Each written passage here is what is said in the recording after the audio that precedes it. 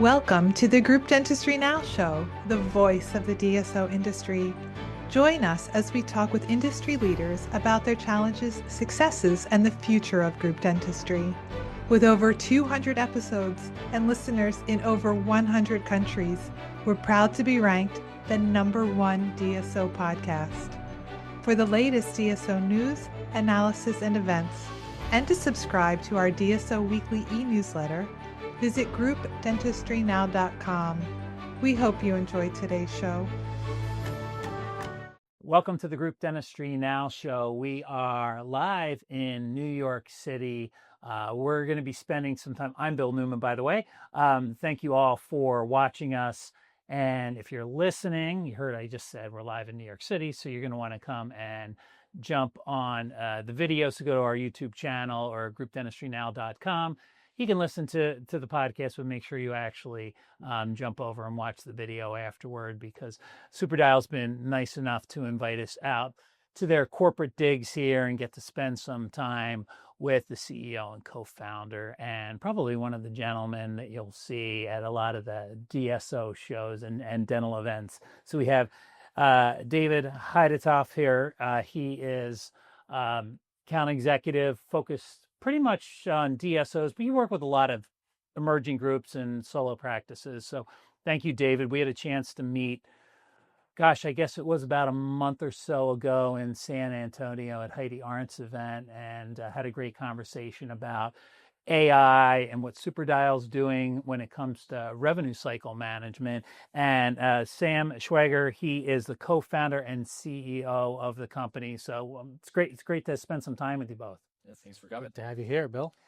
Start with you, Sam, a little bit about your background, co-founder and CEO of SuperDial. And so tell me a little bit about, how you got here, how you developed SuperDial. And you have a background in, you were at Stanford for a while. You got your master's there.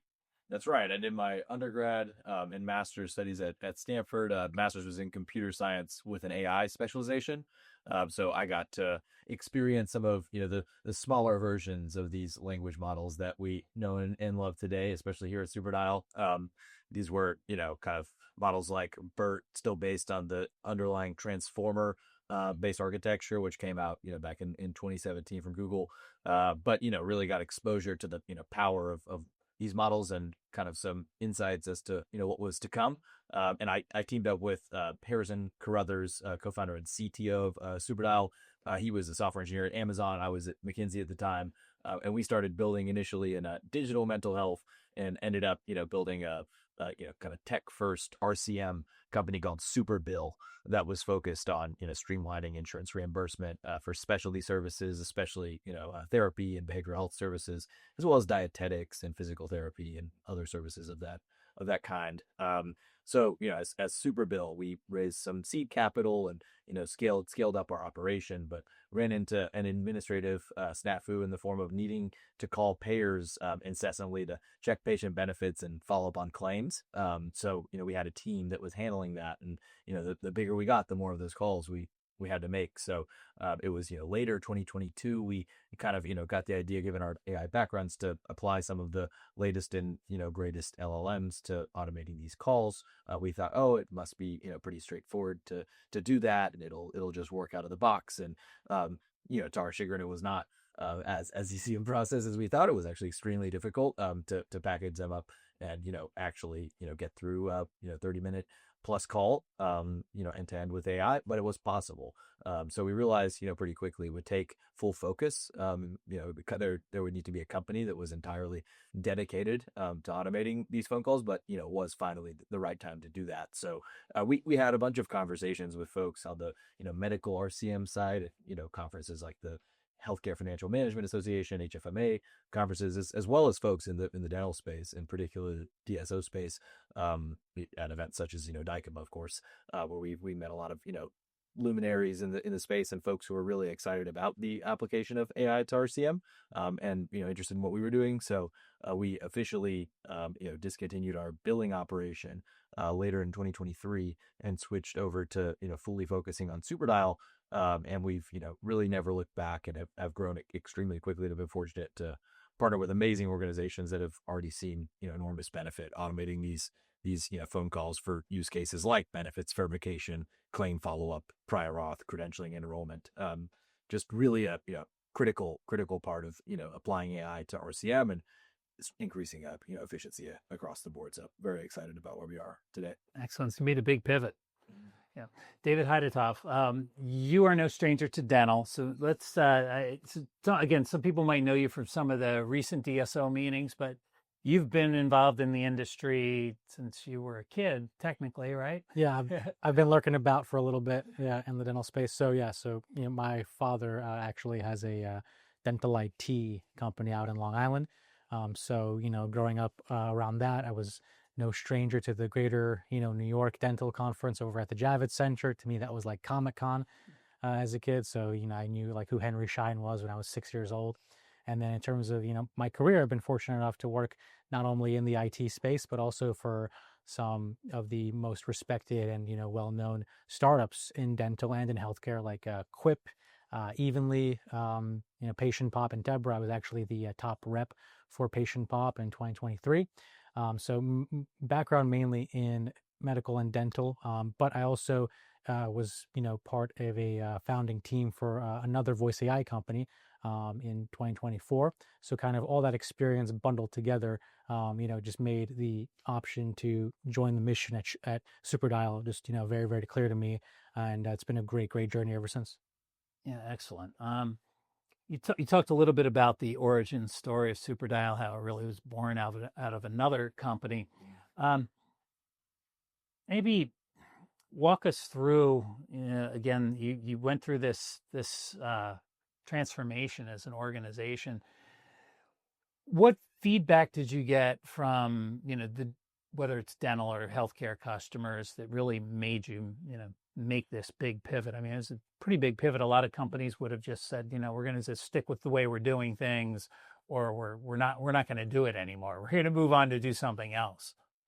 Yeah, I mean, we were really spurred on by how painful this process was internally for our company, and the conversations that we had at these events with folks, going as far back, to DICOM 2023, where we met, some really, interesting folks who were excited about, AI and thinking in a very forward-looking way, which was, really an incredible aspect of getting into the, DSO dental community.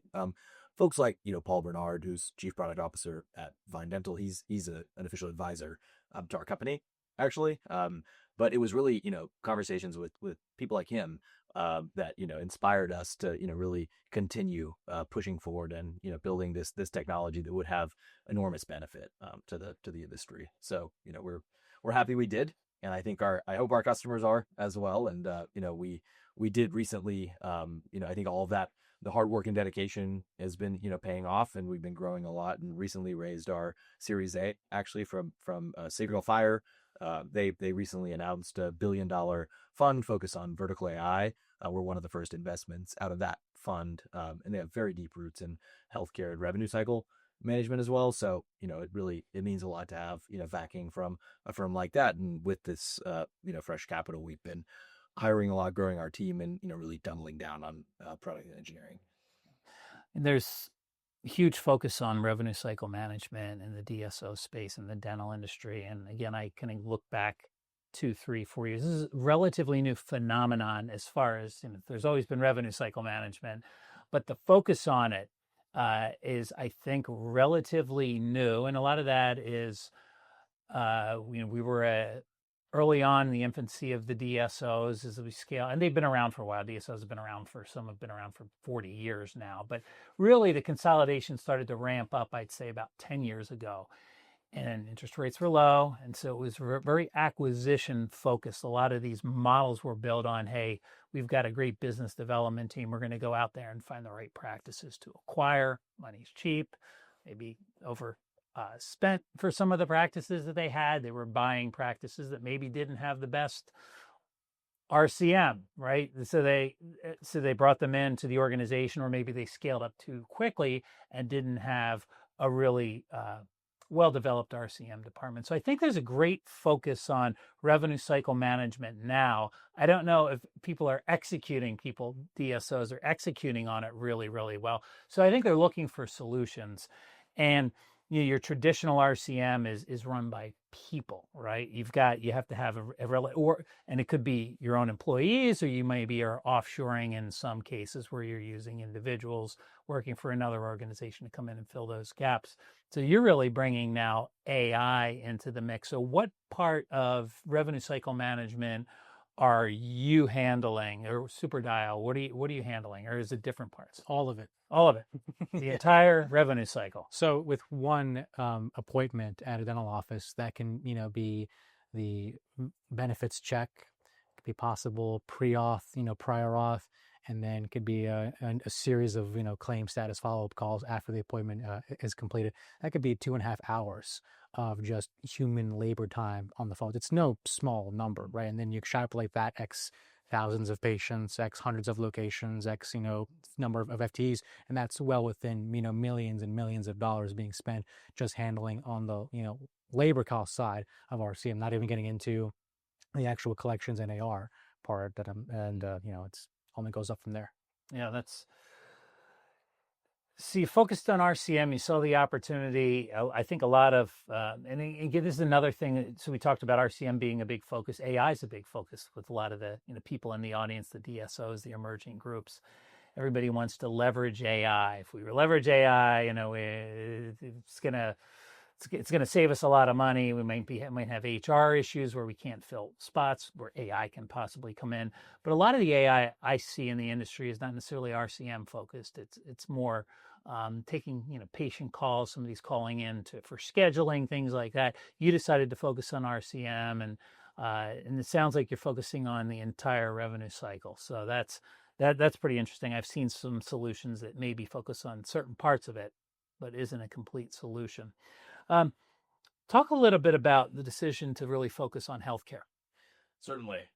Well, we obviously got our start, building in healthcare, and it was what we knew, but what had inspired us in the first place to get into RCM and the administrative side of healthcare was really just the amount of, inefficiency and waste currently, prevalent in the kind of, system at this point. 25% of the national health expenditure, which NHE is well beyond $5 trillion.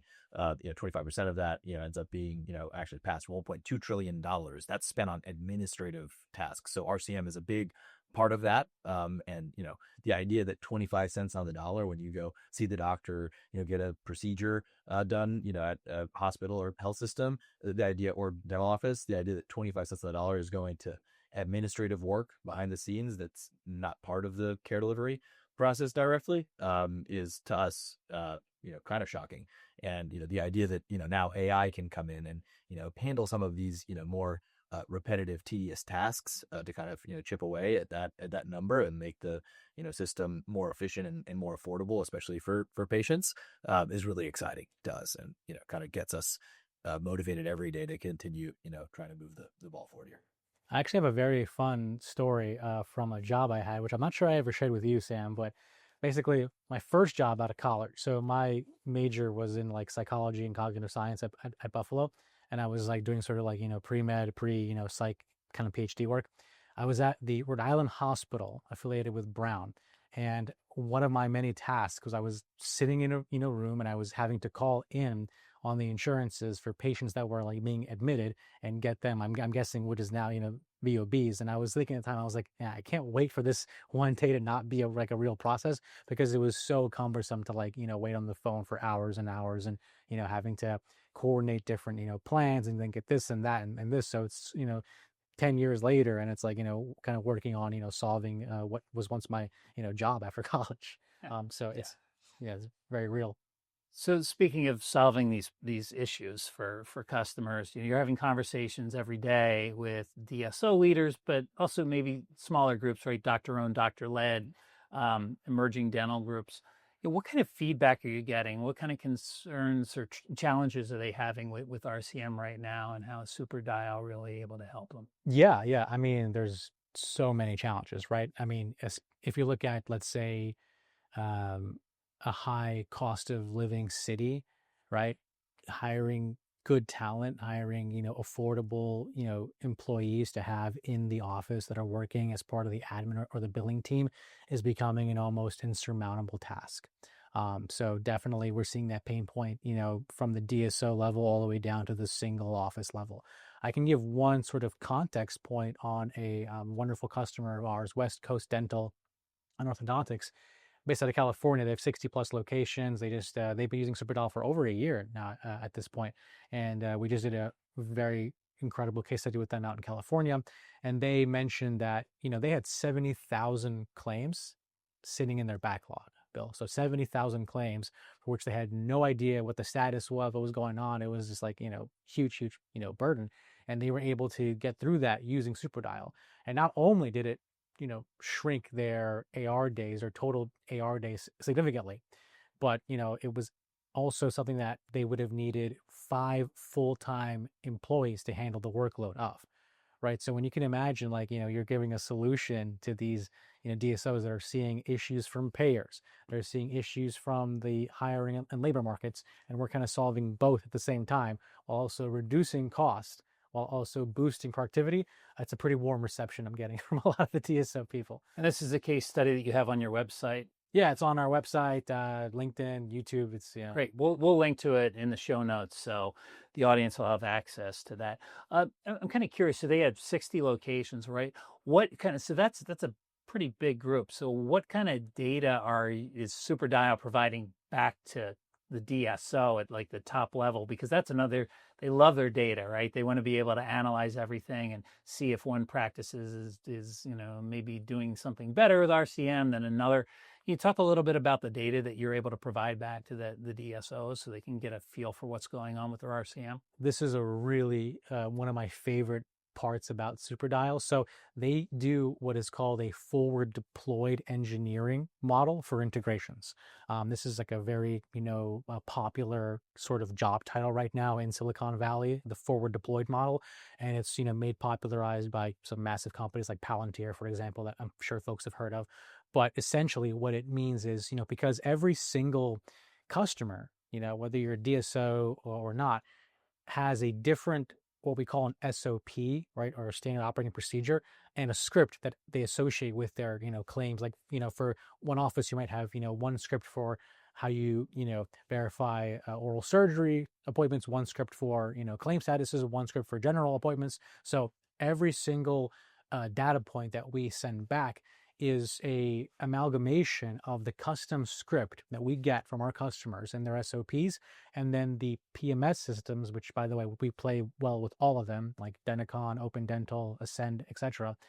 And we do the forward deployed model that makes a custom, tie back for each script and use case with the customer's PMS. So in short, they're getting whatever data they need that is indicated in a factor of the script that they're using us to deploy. So whatever data they would get from the phone call that their human agents would type into their PMS, they're getting the same result and the same experience with SuperDial.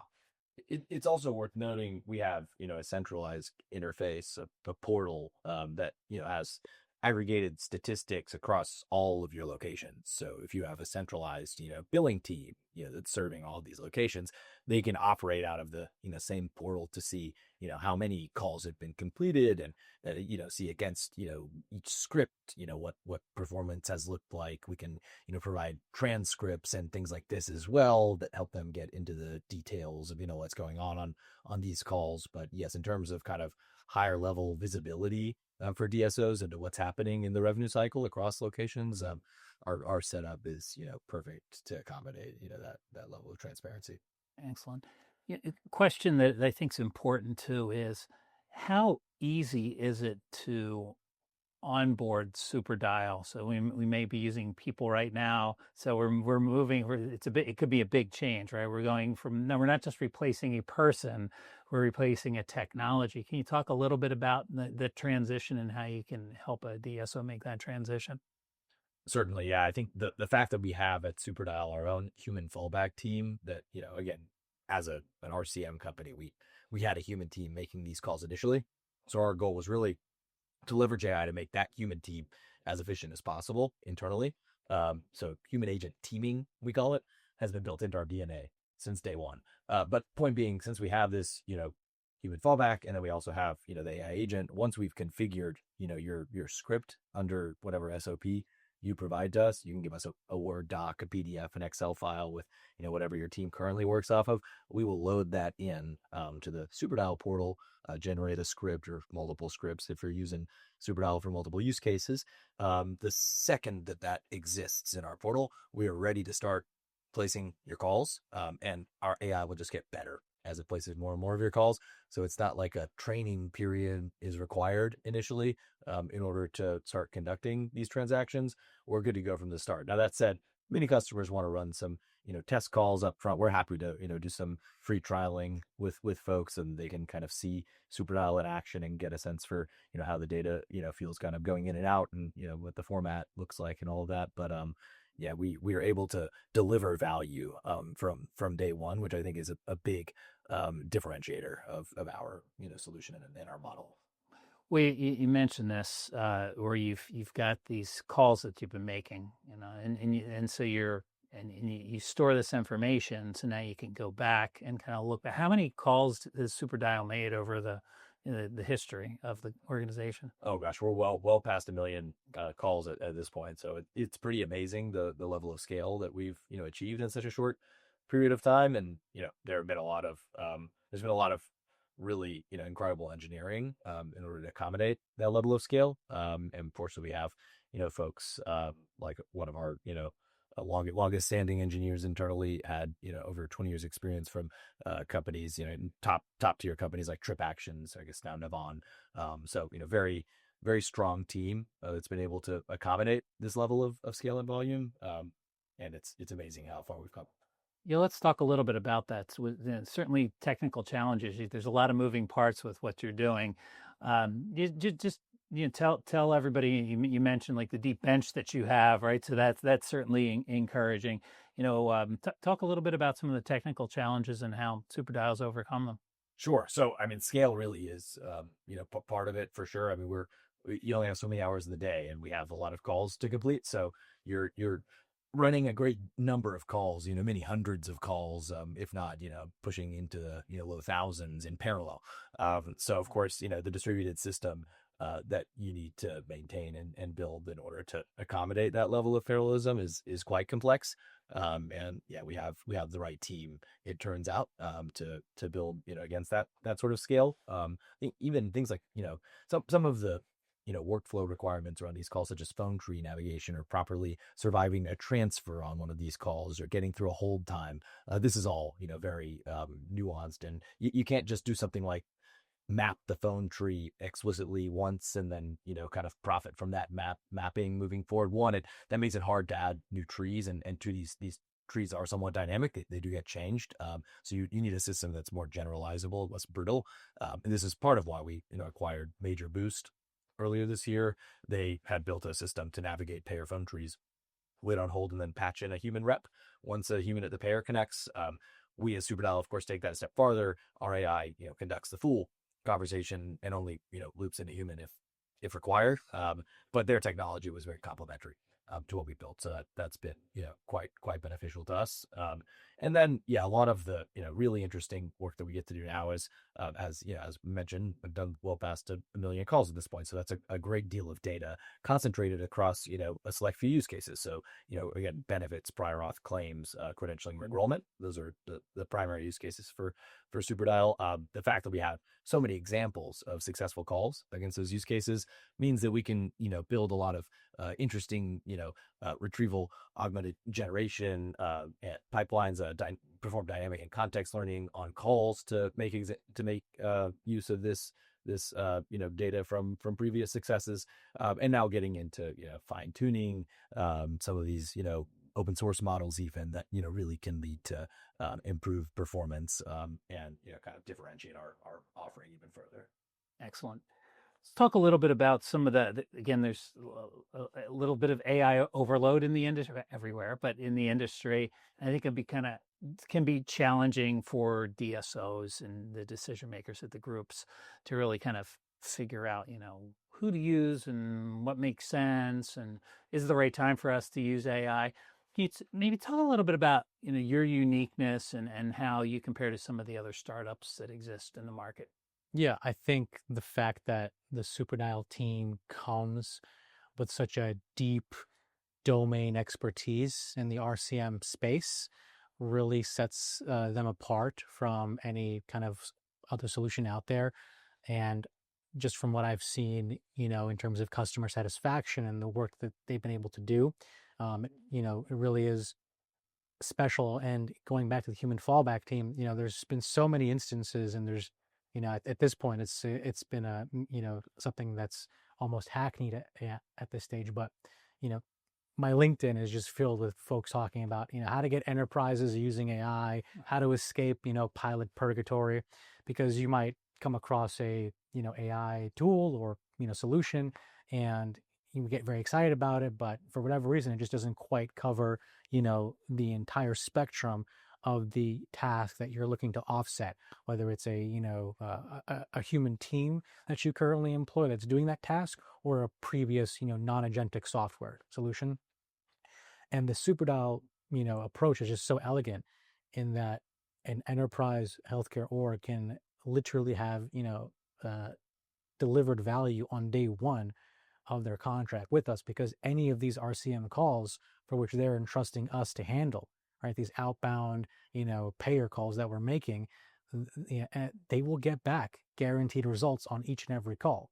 Because if for whatever reason, the AI voice agent doesn't complete the script fully, our human fallback team steps in and gathers the remaining information. So as a DSO, or as a, mom and pop dental shop, whatever the customer is, you're sleeping well at night, because if that, crucial mission critical, VOB call for somebody that's going to be in the chair in 2 hours, gets triggered with SuperDial, it'll be in your PMS before the appointment begins, whether the AI, falters or not. So I think that's something that, I would say really makes it, as somebody who's demoing these, DSO people, all day, every day, that's been a real unique identifier of SuperDial amongst other solutions I've seen in the space. Yeah, the domain expertise, I think, is super important. I mean, it really is. Your team is growing as well, right? So let's talk a lot about who's building the product right now, and as AI continues to just, seems like the speed of AI, everything's accelerated. Technology just moves faster and faster. So you really have to stay cutting edge. Talk a little bit about the team that you have. And it sounds, I know you've been hiring some people as of late. Yes, Product and Eng is led by my co-founder, SuperDial CTO Harrison Crothers. He has an outstanding team of developers, primarily based in the San Francisco Bay Area. We have been really fortunate to attract talent from, again, top tier organizations like Vaughn I mentioned, but also litany of other organizations that kind of are at the top of the healthcare industry or health tech industry, as well as just some very large technology companies like Amazon, where my co-founder was previously. This team is outstanding, and attracting even additional outstanding engineers from other amazing organizations. So we're quickly growing, and fortunately have the capital to bolster that really rapid expansion of our product and engineering functions. We talked about West Coast Dental, great success story, case study there that we will link to, it like I mentioned in the show notes. Everybody can really dive into that. But SuperDial is not just for 60 location groups. There are a lot of solo practitioners, and I would even argue that in some cases a smaller emerging group that's doctor owned and led doesn't have an RCM team at all. So they have other people, the office manager, somebody doing that work that could be doing other things. So do you have some other, I mean, it's not just for large groups, right? That's definitely not. Yeah. So listen, I mean, if you're, a one office practice and you've got a line of patients right in front of your front desk every morning, because your, trusted and loyal front desk coordinator is just, on hold with Delta Dental and can't check in patients, you should be using SuperDial to make those calls to Delta Dental instead. Right, we work with emerging DSOs, some of the world's largest DSOs. We also work with single location offices, right? Because the economy of scale that we're able to offer down does make a huge impact, right? And you can, repurpose, your team to do more impactful work outside of having to wait on hold and navigate these IVR and phone trees, right? And it could be patient-facing work, it could be more back office work, but whatever it is, there doesn't have to be, this meticulous, phone tree game anymore. Excellent. All right, crystal ball time. As we get to the end of the podcast, what's the future look like next couple of years for SuperDial?